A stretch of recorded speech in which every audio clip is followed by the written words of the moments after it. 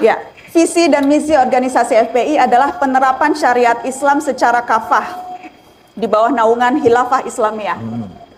Menurut manhaj nubuah melalui pelaksanaan dakwah, penegakan hizbah dan pengamalan jihad. Ya. Apa FPI maksudnya? melakukan kekerasan, mengarahkan sasaran pada masyarakat sipil dengan alasan untuk membela Islam. FPI menyerang kaum minoritas dan mereka yang tidak sejalan dengan keyakinan Islam yang mereka percaya. Mereka menyerang tempat warga berseminar, menyerang tempat hiburan, tempat makan, menghancurkan markas, masjid, rumah warga Ahmadiyah, gereja, tempat pemutaran film, mengancam pembakaran panti asuhan, membongkar patung dan monumen. Perangi Ahmadiyah, bunuh Ahmadiyah. Ketua Kompolnas, Benny Mamoto, baru-baru ini mengatakan ada 37 anggota FPI yang terkait dengan jaringan terorisme di negeri ini. Organisasi bajingan.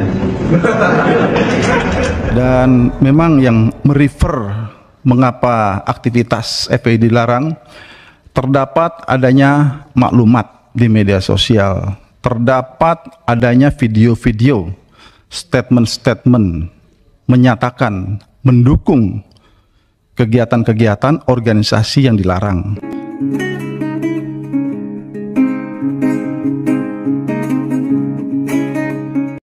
Apakah FPI adalah organisasi teroris? Pertanyaan ini mengemuka gara-gara pengamat terorisme Sidney Jones menganggap tuduhan terorisme kurang tepat dialamatkan kepada FPI. Sidney jelas bukan pecinta FPI, tapi sebagai ilmuwan dia nampaknya merasa harus sangat berhati-hati dengan istilah yang digunakan. Buat Sidney, FPI itu tidak bisa disamakan dengan ISIS atau Jamaah Islamiyah misalnya. Dia melihat FPI itu bukan organisasi yang membom musuh-musuhnya atau membunuhi lawan-lawannya. Dan kalaupun ada anggota FPI yang pernah terlibat dalam aksi terorisme, itu tidak cukup untuk mengatakan bahwa FPI adalah organisasi teroris. Menurutnya kaum teroris itu punya beragam latar belakang. Ada yang dari pemuda Muhammadiyah, ada yang pernah jadi anggota PKS, dan ada juga yang mantan FPI. Saya duga sih Sidney tidak akan keberatan kalau FPI disebut radikal, tapi bukan teroris. Saya paham dengan penjelasannya, tapi saya juga nggak sepenuhnya setuju. Perdebatan ini ada dalam konteks pelarangan FPI yang ditetapkan oleh SKB 6 Menteri. Pertanyaannya, apakah FPI pantas dilarang berkegiatan dan apakah pelarangan itu dapat dibenarkan dalam koridor demokrasi? Sidney tidak mengatakan bahwa dia tidak setuju dengan pelarangan itu. Dia sekedar menyatakan bahwa kalau ada sampai yang menyatakan bahwa FPI layak dilarang karena mereka adalah organisasi teroris, penyebutan FPI sebagai organisasi teroris itu sebenarnya tidak layak. Di titik ini saya berbeda pandangan. Pendefinisian terorisme memang tidak mudah. Terorisme lazimnya diartikan sebagai tindak kekerasan yang mentargetkan warga sipil dalam rangka mencapai tujuan politik atau ideologis. Itu jelas yang dilakukan ISIS, Al-Qaeda, Jamaah Islamiyah, Organisasi Papua Merdeka, atau kaum teroris seperti Imam Samudra dan Amrozi. Mereka itu membunuhi warga sipil untuk menimbulkan ketakutan yang akan mempermudah mereka mencapai tujuan politik dan ideologis. Tapi buat saya, untuk derajat tertentu, bukankah itu juga yang dilakukan FPI? FPI melakukan kekerasan, mengarahkan sasaran pada masyarakat sipil dengan alasan untuk membela Islam. FPI menyerang kaum minoritas dan mereka yang tidak sejalan dengan keyakinan Islam yang mereka percaya. Mereka menyerang tempat warga berseminar, menyerang tempat hiburan, tempat makan, menghancurkan markas, masjid, rumah warga Ahmadiyah, gereja, tempat pemutaran film, mengancam pembakaran panti asuhan, membongkar patung dan monumen, membubarkan acara pelayanan kesehatan gratis, menyerbu sekolah, menyegel toko, menyerbu dan memukuli peserta peringatan Hari Lahirnya Pancasila, termasuk anak-anak dan ibu-ibu. Contoh-contoh itu bisa terus diperpanjang. Semua yang menjadi korban adalah warga sipil. Dan FPI melakukan itu untuk menimbulkan rasa ketakutan. Tujuan mereka jelas, ideologis atau bahkan politis. ketika mereka menggalang massa, mempersekusi warga, dan menyerukan ujaran kebencian terhadap umat Kristen dan warga Tionghoa di era pemilihan Gubernur DKI 2016-2017, tujuan mereka jelas sekaligus politis dan ideologis. Ketika pemimpin FPI Sobri Lubis menyuarakan pengikutnya untuk membunuhi jemaat Ahmadiyah, dalam imajinasinya yang sempit itu, dia sedang membayangkan bahwa mereka sedang menegakkan perintah Tuhan. Atau ketika mereka membubarkan dan menyerang sebuah acara pemutaran film tentang gay, mereka percaya mereka melakukan aksi kekerasan dalam rangka tujuan amar ma'ruf nahi mungkar. Jadi FPI per definisi adalah organisasi teror. Kami ajak umat Islam, ayo mari untuk kita perangi Ahmadiyah, bunuh Ahmadiyah dimanapun mereka berada. Allahu Akbar. Bunuh. Gak apa-apa bunuh. Dari mana belanya? Ini namanya bela paksa. Lu merusak akidah gua. Udah bukan halal lagi, udah halal. Main Ahmadiyah halal dia aja untuk ditumpahkan. Nanti dibilang melanggar HAM, persetan kitab HAM, tai kucing kitab HAM. Kira-kira kita ingatkan. Jadi kalau Ahmadiyah nggak mau kembali kepada Islam, kita perangi atau tidak? Perangi Ahmadiyah, bunuh Ahmadiyah, bersihkan Ahmadiyah dari Indonesia. Allahu Akbar. Ya nggak apa-apa, kita bertanggung jawab, saudara. Saya pribadi maupun FPI maupun umat Islam yang lain, para alim ulama bertanggung jawab. Kalau ada yang bunuh Ahmadiyah, bilang disuruh sama kami, saudara. Bilang disuruh oleh Ustadz Sobri Lubis, disuruh oleh Habib Rizik Syihab, nggak masalah. Kami siap tanggung jawab untuk dunia akhiratnya, untuk bunuh Ahmadiyah dimanapun juga mereka berada.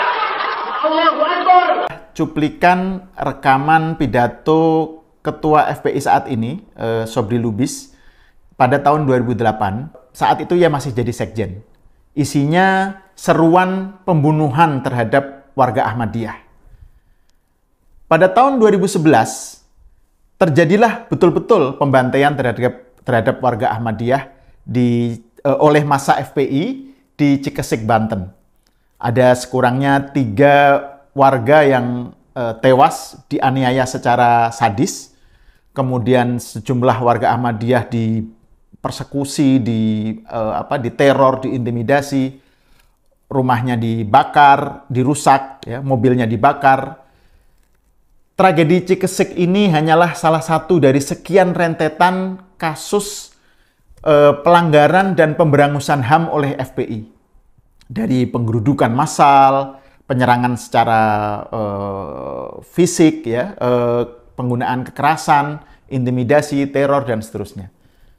Dan ini ditambah oleh fakta bahwa sejumlah anggota FPI ternyata terbukti terlibat organisasi teroris. Gitu. Jadi Ketua Kompolnas, Benny Mamoto, baru-baru ini mengatakan ada 37 anggota FPI yang terkait dengan jaringan terorisme di negeri ini. Hal-hal semacam ini perlu diungkap dan diingat kembali saat ini sebagai counter narasi terhadap framing yang dikembangkan oleh FPI, oleh Munarman, yang mengatakan bahwa FPI adalah korban penzaliman oleh negara. Jadi FPI adalah framing bahwa FPI adalah korban HAM, korban kekerasan HAM. Dan ini dikaitkan dengan kasus penembakan terhadap 6 laskar FPI di jalan tol beberapa waktu yang lalu. Jadi Munarman bilang bahwa yang terjadi adalah extrajudicial killing. Nah, ironisnya, kalangan aktivis HAM dan pejuang masyarakat sipil, mereka begitu saja tergopoh-gopoh memvonis aparat dalam kasus penembakan tadi, ya, sebagai melakukan extrajudicial killing juga, gitu. Jadi ini kayak semacam senada dengan framingnya FPI, gitu. Ya, kita tahu para aktivis HAM memang juga berseberangan dengan FPI, mereka selalu bilang saya tidak suka FPI gitu, tetapi bla bla bla bla. Nah, narasinya itu kemudian ternyata sejalan gitu dengan framingnya Munarman. Padahal investigasi terhadap kasus ini masih berjalan dan Komnas HAM belum mengambil keputusan apa-apa. Nah, tetapi kalangan aktivis HAM begitu saja memvonis dan mereka tidak percaya sepenuhnya, mengabaikan begitu saja kronologi yang dijelaskan oleh pihak kepolisian. Organisasi bajingan. Tulis saja bajingan, ragu-ragu. Saya bilang begitu. Saya bilang pada istri saya, udah pulang aja, pulang ngapain. Nah, saya dengar Kiai Maman dari PKB Majalengka atau Jawa Barat atau DPP itu masuk rumah sakit gara-gara itu. Ya inilah, kalau yang pegang urusan itu penakut ya begini. Maksudnya kan dia yang mau ngobrol-abrik, kok malah jadi kita yang ngobrol-abrik, kita aneh. Ya nanti harus ditangkap semuanya kita. Nggak usah ragu-ragu.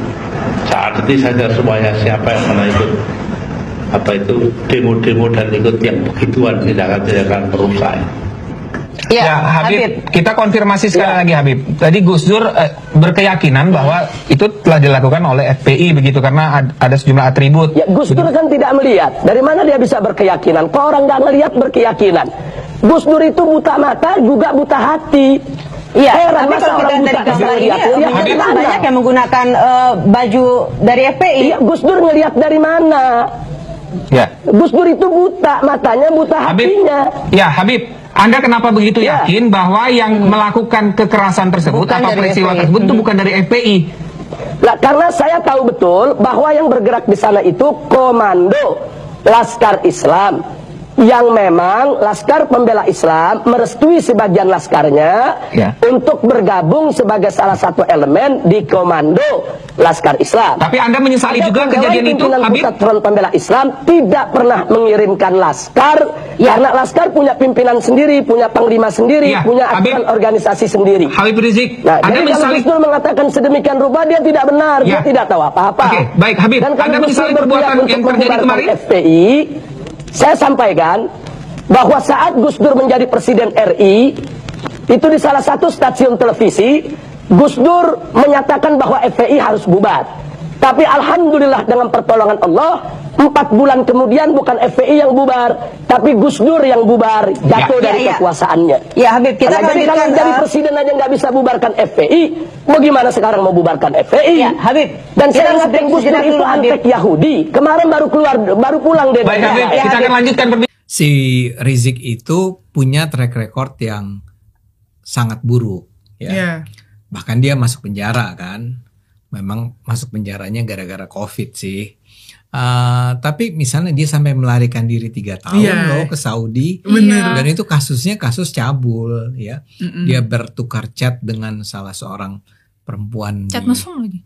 Chatnya mesum banget. Bahkan ini yang kalau ini benar chat dia ya, dia kan sampai misalnya dalam chat yang beredar itu yang tentu aja sampai sekarang nggak bisa dibuktikan, itu kabarnya dia sampai meminta agar si perempuan namanya Firza kan, Firza ini untuk mengirimkan foto dia nude ya, telanjang ya. Nah ini kalau mau diajak bicara dalam pembinaan generasi muda, gimana? Mau jadi apa pemuda jadi kita? Apa nih?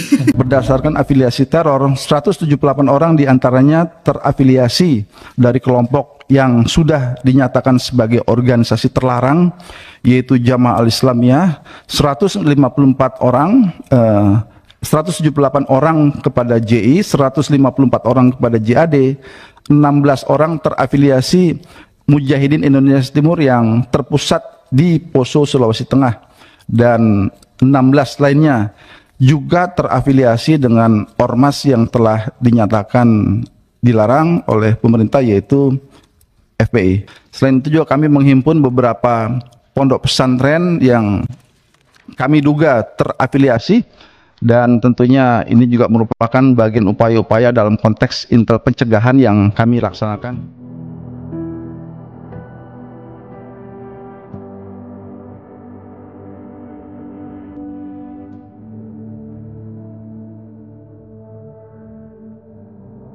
Merefer mengapa aktivitas FPI dilarang, terdapat adanya maklumat di media sosial, terdapat adanya video-video, statement-statement menyatakan mendukung kegiatan-kegiatan organisasi yang dilarang. Ada gambar-gambar rekaman video seolah-olah sedang persiapan berlatih atau melakukan tindakan-tindakan sebagaimana video-video yang beredar terkait aktivitas entitas ISIS. Jadi model kepala dipenggal, demo-demokan Pak itu.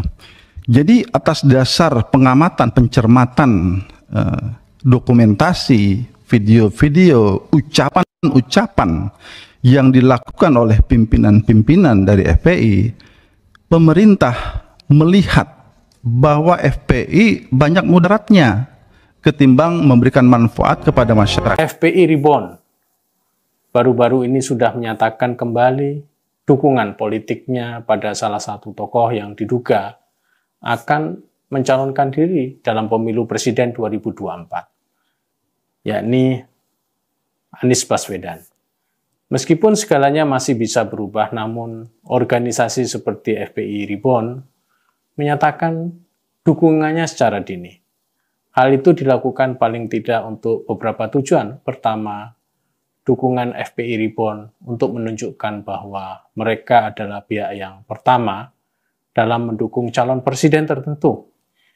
Jika nanti benar-benar sang figur dukungan jadi mencalonkan diri, maka itu mereka sudah menanamkan jasanya berupa dukungan lebih awal. Kedua, mereka ingin menjadi pelopor bagi yang lain.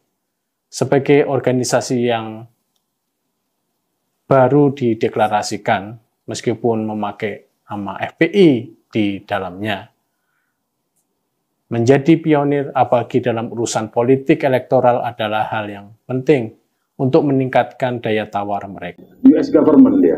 Jadi banyak sekali kebijakan-kebijakan pemerintah Amerika Serikat itu berdasarkan konsultasi dari dokumen, dibuatkan dokumen arah kebijakan itu oleh RAND Corporation ini. Oke. Nah, jadi saya misalnya ambil contoh dokumen tentang RAND Corporation itu Civil Democratic Islam, kemudian Building Moderate Muslim, ya. Dokumen-dokumen itu kan terbitnya 2003, 2007 ya. Oh, setelah Setelah peristiwa itu sih. Enggak, maksudnya itu dokumen lama atau dokumen baru? Dokumennya terbitnya 2003, ada yang 2003, ada yang 2007, ada yang 2008, dia kan terbit terus tuh. Dan itu kajian tahun itu juga? Kajian tahun itu juga. Okay. Jadi dia bukan dokumen yang revealed setelah 30 tahun. Oh bukan. Oke.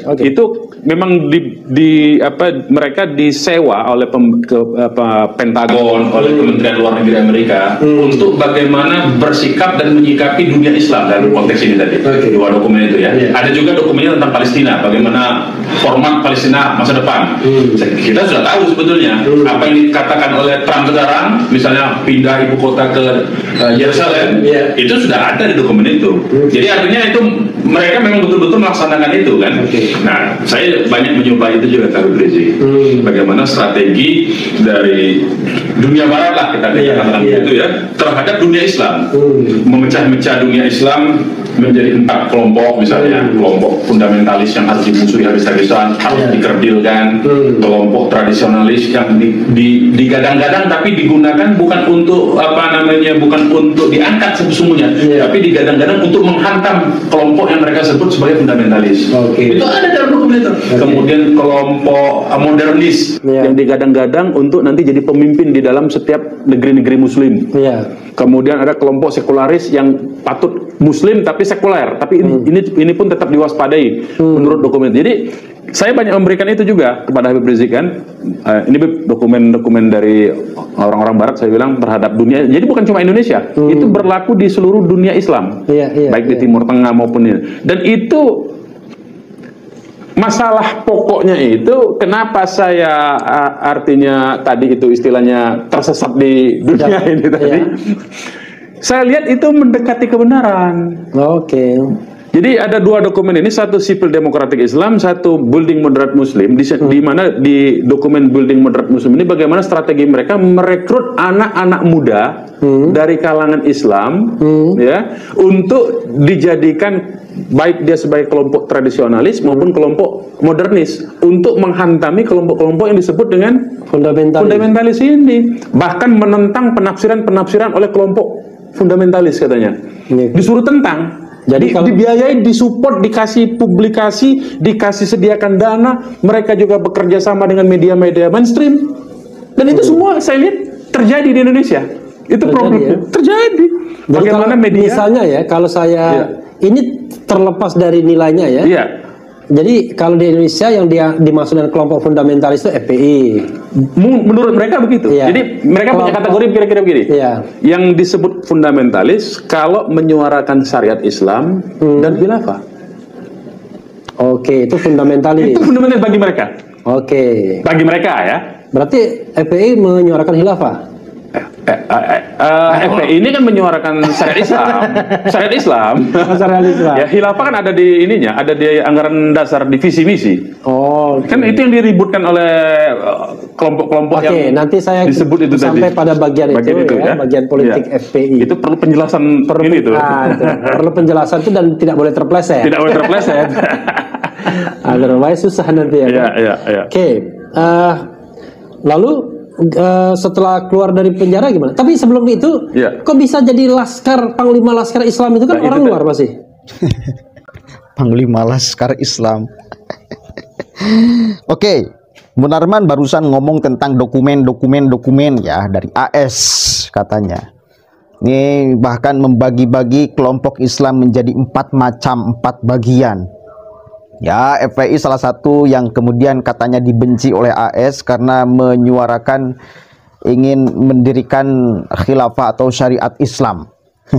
Itu kata kunci ya, itu kata kunci. Bahwa kemudian benar apa tidaknya AS merancang untuk kemudian supaya umat Islam terpecah, ya wallahu alam. Tapi kalaupun benar, saya kira justru FPI adalah bagian dari strategi AS kalau memang itu adalah AS yang menginginkan untuk memecah belah umat Islam. Kenapa? Karena selama ini salah satu peran besar FPI adalah memecah belah umat Islam. Jelas ini, jelas memecah belah. Jadi sesungguhnya yang dibiayai oleh AS untuk memecah belah umat Islam itu siapa? Ente Munarman nuduh siapa? Atau sesungguhnya memang ente yang sudah mendapatkan kocoran dana, lalu Anda kemudian tuduhkan kepada orang lain. Tugas kalian memecah belah umat Islam, lalu Anda tuduhkan kepada orang lain seolah orang lain yang kemudian memecah belah umat Islam. Padahal faktanya praktek di lapangan. Coba kita cek siapa yang memecah belah umat Islam. Siapa? Kalau urusan khilafah, kalau urusan kemudian syariat Islam, saya kira nggak perlu ada kemudian suruhan dari AS, nggak perlu itu kemudian ada gelontor dana dari AS. Kita punya pikiran kok. Kita juga ngaji, kita belajar agama.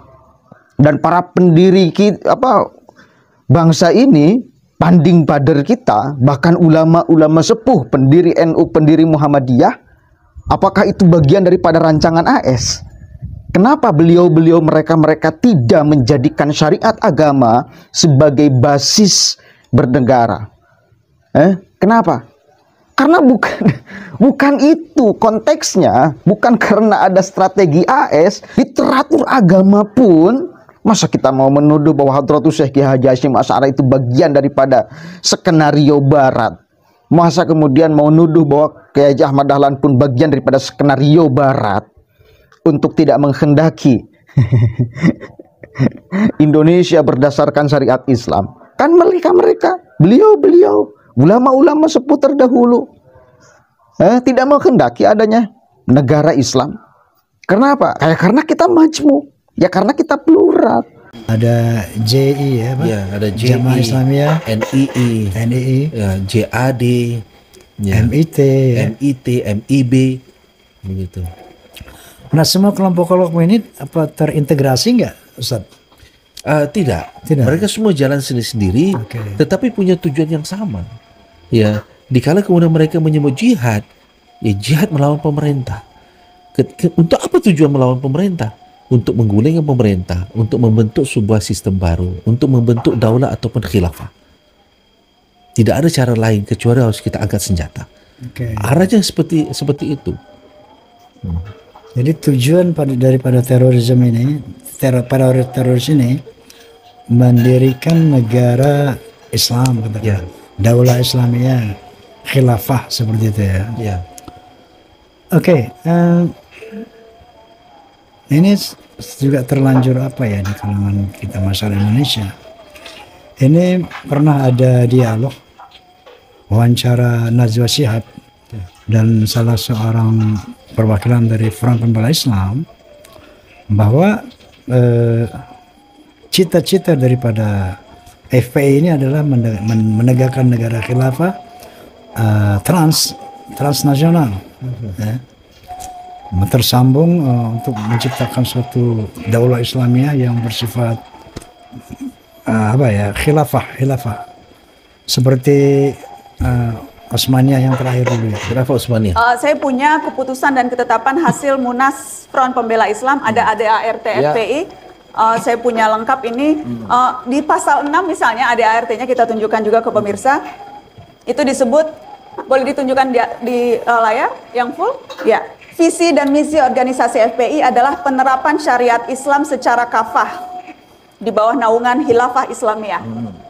Menurut manhaj nubuah melalui pelaksanaan dakwah, penegakan hizbah dan pengamalan jihad. Ya. Apa maksudnya itu? FPI punya rencana seperti itu. Apakah ini juga terkait kepada FPI yang JI dan sebagainya? Yang jelas Pak Haji bahwa kelompok JI itu terpisah dengan kelompok FPI. Ya, kemudian cara yang dilakukan juga berbeda. Maksud cara itu adalah seperti kalau JI itu ada persiapan militer.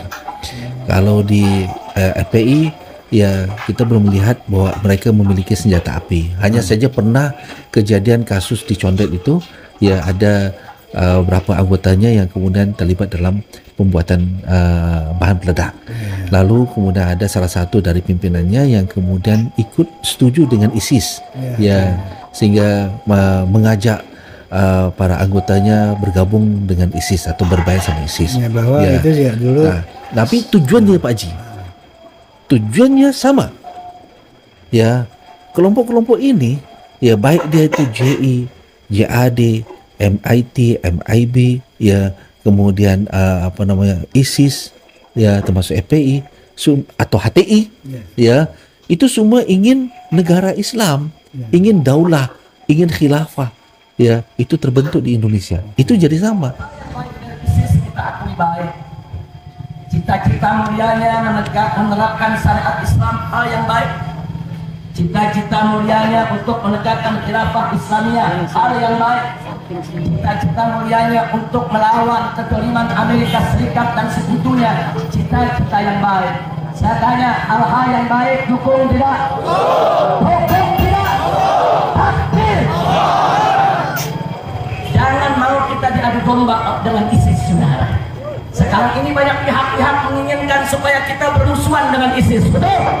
Supaya kita menggebuki ISIS, betul? Itu tidak akan dilakukan oleh FPI, sudah. Sehingga walaupun kelompoknya berbeda, tapi tujuannya sama. Mereka akan bersatu pada satu titik nanti. Ya memang dulu Sekjen FPI itu Munarman kalau nggak salah ditangkap karena berbaiat kepada FPI. Kepada ISIS? Kepada ISIS, berbaiat kepada ISIS. Dan memang sekarang sudah clear bahwa FPI memang berafiliasi ke ISIS, sebagaimana ada statement dari Rizik Syihab juga ya.